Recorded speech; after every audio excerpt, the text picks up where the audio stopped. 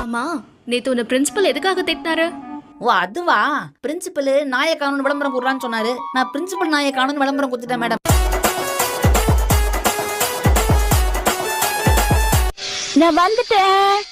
வாங்க வாங்க வாங்க, வந்துட்டீங்களா? வாங்க. என்ன எழுதிட்டு இருக்க? சரித்திரம். எதுக்கு இந்த ஷாக்கு? வயசான உங்களோட கதையை தான் உங்க முகத்துல இருக்கிற மாதிரி சுருக்கமா எழுதுறேன்.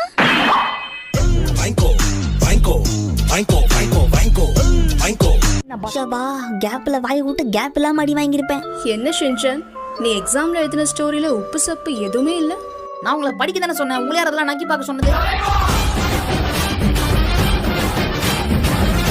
என்னது பீச்சா? அங்க போய் யாராவது ஒரு அக்காவை பார்த்து அக்கா நீங்க எங்க இருந்து வரீங்கன்னு கேட்பேன். அவங்க உடனே நான் சைத்தாமல இருந்து வரேன்ப்பா அப்படின்னு சொல்லுவாங்க.